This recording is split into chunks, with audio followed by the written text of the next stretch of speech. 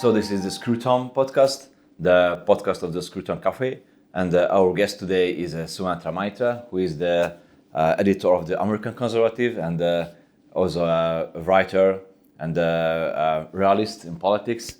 And he has an upcoming book on the Russian approach to foreign policy. But the first topic what we will discuss today is that what it means to be a conservative in the 21st century, and how you can represent conservative values to the media consumers in the US and in the American media environment. Well, that's an interesting question. One, thank you for having me here. To be a conservative in the Anglosphere mostly is relatively a little different than being a conservative in Europe, especially in America, because the Americans don't really have the throne and altar conservatism which is rooted in Europe. I mean, even in Britain, it is there is a state church, there is a king. Majority of the European countries have a state church. Even though sometimes they're republics, but they still have that cultural conservatism when it's there. America is different. It's a revolutionary country. It started with the revolution. It's fundamentally a more liberal conservative idea there. However, there are a lot of alignments in both Europe and America, and even in other parts of the world, like in Japan. Or in India, there are some basic fundamental values of conservatism which is there present in every civilization. One, conservatism is not a theory with tenets. Like you don't. It's not like Marxism. It's not like liberalism or any such thing. Like there is no. It's more of an idea. Mm-hmm. It's more of a vibe in modern terms, but it has some basic understanding of society. One, conservatives understand that there is hierarchy in every civilization, in every society. You cannot have a society or a system which is flat, which is equal, where everyone is the same. That is not, they can be legally the same, they can be under the same rule of law, but there will be differences which are natural, even within the same society. There will always be a hierarchy, there will always be differences in merit, in quality, in talent, and all these things. Conservatism is very similar to how natural law happened. Like nature is, what decides what conservative aesthetics are. And nature means there is harmony, there is balance, and there is never equality. There is always a hierarchy. And that is the same with any kind of conservative idea in any part of the world. So that's number one. Number two, conservatism believes in prudence. Mm-hmm. It's not revolutionary in the sense that it doesn't seek justice in the world at any cost. There's a beautiful quote by Hans Morgenthau, who was a realist in the US in the 1950s, where he said that an individual can say that fiat justitia periat mundus, mm-hmm. the world can collapse, but there will be justice. But a state has got no right to say that, because a state has got bigger ethics to mm-hmm. the people it serves, right? So an individual wants to go to a war in a foreign country to support a cause. Good, that's a behavior an individual can do, but he has no right to bring his entire state. That is conservatism. Mm-hmm. That is, you want justice, that's fine, but to get that justice, how much are you willing to sacrifice? That is something which is a matter of prudence, a matter of time, matter of geography and history. Mm-hmm. So conservatism believes in nature, conservatism believes in prudence, and finally, conservatives want to preserve historical patrimony. So anything that you get from your forefathers, you take the best things and you keep them, right? You don't need to reinvent the wheel every time you start something. You don't need to destroy anything that is good. Sometimes conservatives, revolutionaries or Jacobins or Marxists or liberals, they feel like there is this idea of progress, that it's mm-hmm. Their conception of history is one of an arc. It's going somewhere. It's providential. It's decided. We are reaching that point. We are reaching the end of history. We are reaching a stateless society. Conservatives don't believe that. Conservatism is basically an idea where history is cyclical. Regardless of how good you are or what you're going to do, you will have booms and busts. There will be doom. Every civilization will fall. The Roman general goes and sees Carthage destroyed, and he weeps because he understands that Rome will be the next one. That is conservatism. You understand that someday things will fall, but you try and preserve the best in them. You try and survive. So essentially, if you ask my idea of conservatism, which is the same in every society and civilization, it would be one, believe in nature and natural hierarchy. There is always going to be people who are better than you, and there is always going to be people who are worse than you. And that would be there in the society. Even in the same society. It's not like, this country is better than the other country. Yeah. Even within the same country, there will be people who are better than each other. So there will be hierarchy, there will be balance, there will be prudence. That is one of the needs of a conservatism. And finally, you cannot seek justice to the point where you go on a revolution. Mm-hmm. And how you can represent the conservatives today in the American media regarding that most of the mainstream media is, we can say, it's liberal, although they not really admit it, and the conservatives have the smaller outlets beside Fox News, maybe. I seriously doubt how conservative Fox News is. It's difficult to have a media which is conservatism doesn't really, because it believes in natural hierarchy, there's a tendency in conservatism not to give power to people who could decide what you are consuming as information. Mm-hmm. Now that is a good thing in some ways, but that is also a bad thing in other ways. So because liberalism and Marxism is so justice oriented, mm-hmm. that they seek to have justice, in order to have justice, you have to believe that there are good sides and bad sides. Mm-hmm. And to believe in good sides and bad sides, you have to have the informational hegemony. Mm-hmm. By the way, which is a word coined by one of your ministers, Judith Varga, when I met her. I spoke with her and she was like, yeah, the problem with the European Union is like they have the informational hegemony. I think that's a great concept. Mm-hmm. Fundamentally, liberals and Marxists understand that they need to have that informational hegemony because they want to seek justice and they're moving towards an end goal, right? Because conservatives don't believe that, it's a disadvantage. It's an evolutionary disadvantage to us because we don't want to force, we are skeptical of giving power to people where the power might turn against us. But I think that's a balance to be maintained where you would have to understand that there is no way of preserving conservatism in a society where only one side gets to talk, mm-hmm. and the other side doesn't. Right? I mean, if you don't believe in informational hegemony, and that's fine, but you need to balance the kind of things that's coming out of some of the media consumption in the US. The US, it's problematic because, majority of the elite establishment media is mostly liberal, mm-hmm. but they are liberal not because they are liberal and that's why they are elite establishment media, but because they are in part of the system. Mm-hmm. So change the incentives of the system and they'll change with you. Think of it this way. If you have a system of bureaucracy or system of a people who are dependent on the life that you're providing them, right? The moment that lifestyle changes, they would try and adopt. Mm-hmm. See what happened with the COVID dynamic, right? When COVID started happening, you have the upper class and the upper middle class and the elite class who could afford to live secluded and work with Zoom and have the money. They were the ones who are saying, we have to listen to the science, we have to do this, and the government is telling us to do, the media is telling us to do, we're going to do that, right? You ask one of those people now of what they think, and they're never going to say that they said all those things, because they've changed. Why? Because one, they're part of the system.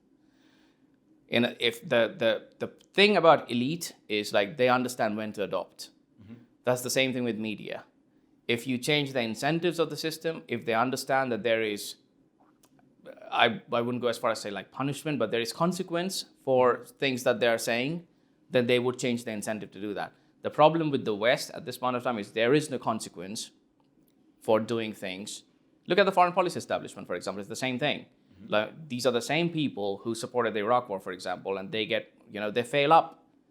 They say something which is completely wrong, and then they go to the next stage, which is better than the last stage. There is no consequence for their actions. That's the same thing in the media. I think anyone who's a conservative would try and find out how to initiate a system where there is at least some form of accountability to something that you're saying, which eventually turns out to be wrong. If you are providing with social justice and that thing goes horribly wrong, then you should be accountable for the ideas that you're propagating. If you don't have the skin in the game for the ideas that you're propagating, you don't have accountability, and there is no justice in the world. You posted on X, or former Twitter, some posts about so-called centrist conservatism, or the myth of centrist conservatism. What is this debate about conservatism and centrism? Well, centrism, at least as it's understood in the US and the UK, I don't know much about Hungary or Hungarian centrists. I do think there is a significant undercurrent of liberalism in the big cities of Hungary. I mean, it's. I mean, I was walking through the city center and next to the parliament. They're like, it looks very 1990s in a way, like where there's this ponytailed guy with a leather jacket. I was like, oh. It's so that under current is there. That's a very liberal thing there. But in the US and the UK, it's mostly about vibes. It's almost like a fetish. There is this tendency among certain people where they're like, yeah, we are going to sit in the fence, for as long as we can. Like when people say, oh, we are centrists because we like to debate, and I'm saying, well, that's very good for you. But what happens at the end of the debate? Like, do you come to a conclusion, or do you just like keep debating? Because if your idea of centrism is just like we'll just keep talking, that is not really taking a side. There are, at the end of the day, the world is binary. There are judgments and values on things that you have to come to a position at the end of you're either convincing someone or you're being convinced by that person. Yeah. If your central idea of conservatism is just like, yeah, we like open forums and talks, that's a tactic. That's not an idea. Yeah. It's a way to reach a position. You're not reaching anything. You're not being decided on. You come to even in the trolley problem, like in economics. You have this 5 guys on a train line on one hand. You've got this one guy, and the idea is not to debate. The idea is to choose the trade-off, like choose the less bad of the situation. Like it's an ethical consideration. Every single concept of human life is, at the end of the day, a theological or an ethical consideration. There are no morals without, it just doesn't come from anywhere. Like there is a rooted cultural, dynamic to that. So when centrists talk about debates and discussions, I mean, I think it's more like, I think they think that they enjoy the style, but they don't really think deep enough to understand that, at some point in time, you have to take a side. You have to know where you stand. It might be wrong. I mean, I personally respect hard communists more than liberals, because communists at least have, they have that conviction in their faith. They're completely wrong about it, but they know where they stand. There are some form of centrist conservatism and liberalism who are like, they don't know where they stand. They have no idea what they even want in life. They like beautiful buildings, but also they don't want to do anything about it. Well, why? I mean, it's not about a debate. You like or you dislike. You cannot go back in time. Yeah, that's right. I mean, the idea of progress stops them. Yeah, it's interesting that you mention when people say that progress is good, inherently, just like as a matter of like a political philosophy, progress is always good. And I'm like, is it always good? Which was the most progressive country in the early Europe in the dawn of the 20th century? Germany. Do you think it went good? I mean, when there was euthanasia in Germany in the 1930s, do you know who opposed it? The Catholics. You know who supported it? The Nazis. There are newspaper clippings, and they supported why? Because they thought it was progress. Eugenics was progress at one point of time. Craniometry, parapsychology. They were all progressive ideas. What happened to them? They all said that they were following science. Progress is not inherently good. There isn't a good or bad side of a progress. It can be good sometimes. Widow burning was a bad thing. Progress happened. Widows are not being burned. That's a good thing. eugenics is not a good thing, for example. Euthanasia is not a good thing. So just because it's progressive doesn't mean it's good. There are Roman roads you can still find with Roman mosaics. A building which was constructed in the 1990s will not last the next 20 years. Which progress was good? Do you think that the old thing was good or the new thing was good? It's at the end of the day, it's a stupid idea that just because it's progressive means it's good. I mean, I think that's a shallow understanding of history. So centrism is an empty idea. I think it's a fetish. It's not even an idea. It's a vibe. It's a feeling. It's a feel good factor. Like, oh, I'm a centrist. I stand. I'm a moderate. Moderates are the ones who are planning to go to war everywhere. How moderate is that? But you call yourself is what you subscribe for is realism. So Yes. Can you explain us what is realism for you, especially in the light of your book about Russia? In foreign policy? Well, realism as an idea is a very conservative idea. I mean, obviously there are lots of people who agree with realists and they think they're realist, but they're basically agreeing to that because of their more different political ideas. But fundamentally, realism traces its roots back to Thucydides, who wrote that book, History of the Peloponnesian War. He identified some of the root causes of power and power dynamics in the world, and that's how there was this place in that book. It's called the Melian Dialogue, where the Athenians go to Melos, which is an island in the middle of the sea, and say, you say that Sparta is your ally, but the Spartans are a land power. And the Melians are like, yeah, you want us to take a side, but we are independent and we have justice on our side and gods on our side. And the Melian and the Athenians were like, well, that's all very good, but Melos is an island and we are in control of the sea. And that's the fundamental concept of realism. That at the end of the day, what happens is you have to see the world as it is, rather than you have to see the world as it ought to be, right? I mean, you cannot have a colored lens in your ideas. So that's when Thucydides, he wrote about. He wasn't saying that the Athenians were all good, by the way. I mean, at the end of the day, Athens lost the war, because they were like too democratic, too public opinion swayed. Whereas, the other side was not swayed by public opinion. But nevertheless, fundamentally, realism is about power dynamics in the world. If you don't understand that power dynamics, then you're not a realist.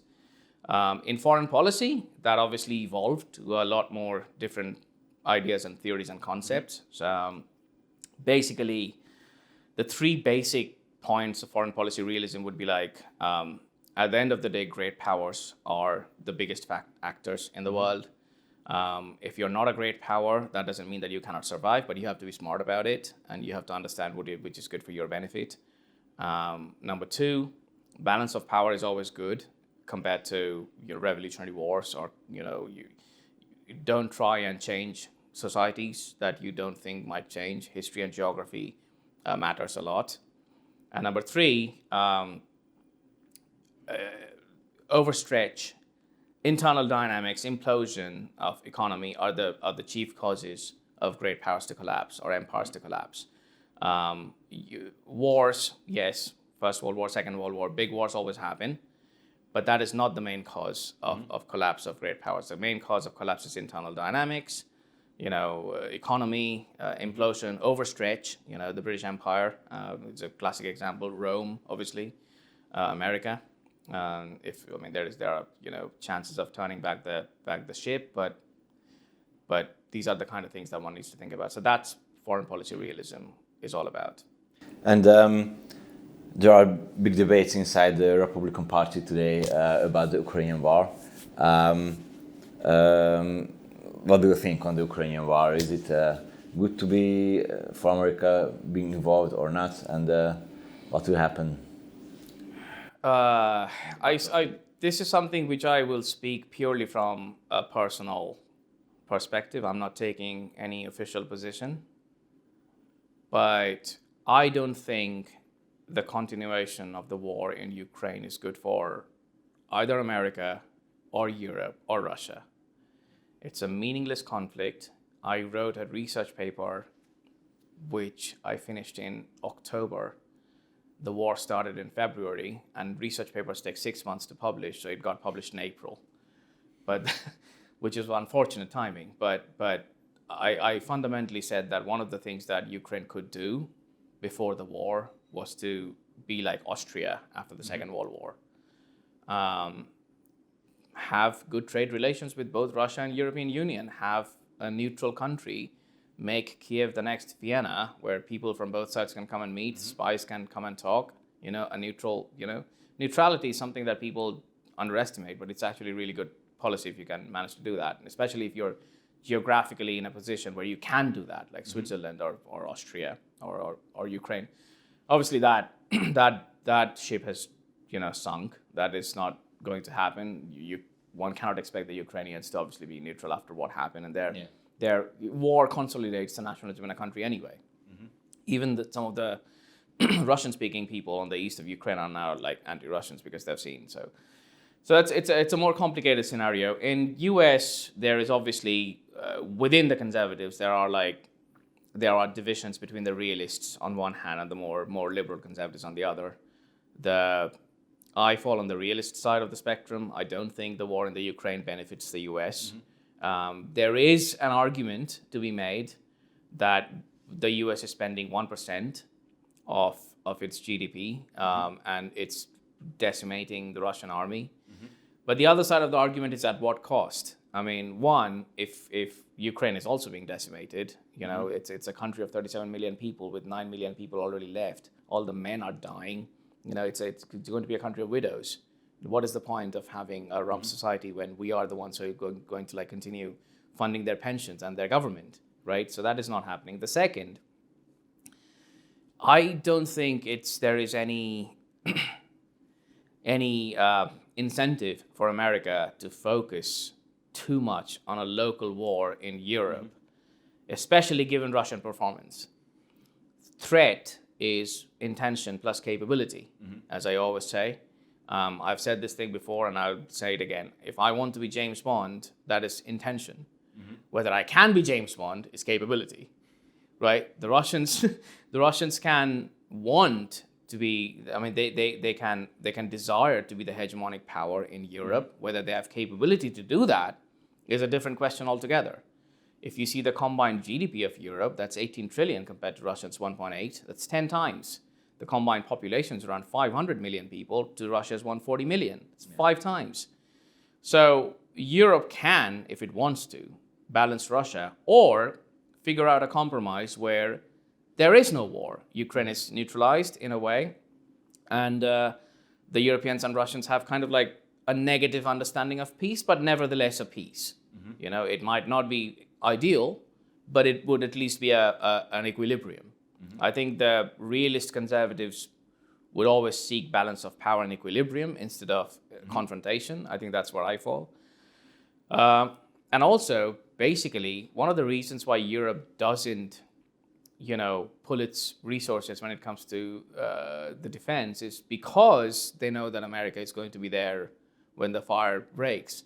And I don't see that happening in 10 years' time. I feel like that's a short-sighted idea of American, interest. American interest is fundamentally in the East. Asia is the biggest trade place, in the world. China is a country. America faced 5 great powers, rivals in the history: Spanish Empire, the Nazis, Kaiser, Imperial Japan, and Soviet Union. None of those powers, at their absolute peak, was even close to the American GDP, right? China is almost 70% of that. The Chinese production capacity and combined population is more than the combined population of European Union, United States, Canada, Australia, New Zealand, and UK. The amount of power that the Chinese can have in Asia dwarfs anything that happens in Europe or in Russia or Ukraine. And that is a focus of America. So sooner or later, the American focus is going to move to the East. It will happen. It might happen over time, slowly, or it might happen precipitously, suddenly, when there is a war in Taiwan. But it will happen. And at that point of time, there needs to be a balance in Europe. Europe will not be dominated by Russia. Russians don't have the capability. But there will be a balance of power in Europe, and America will not be there forever. So I think that Europeans more than Americans need to understand that the structural forces of the world is pushing to a world where it's a very different system in 10, 20 years' time. That is going to happen. I think the debate in the US is still happening. I think there needs to be much more debate in Europe. I think Europeans are kind of complacent in a way, and that's understandable because of geography. Obviously, someone in Luxembourg will not want to pay 2% in defense because they don't see a threat coming from the east, whereas someone in Lithuania would absolutely want to pay 6% in defense because they do see. So I think that's something that Europe needs to figure out how to satiate Russia as a power, not as a revolutionary power that wants to change by force, but as a power which is in some sort of a negative compromise, where it doesn't feel threatened, where it doesn't feel like it needs to go to war, but also where you don't have to spend money in constantly keeping an eye on the East, right? You have got much better things to do about, and I think there should be far more debate in Europe about that. Thank you very much for your thoughts. Thank you very much.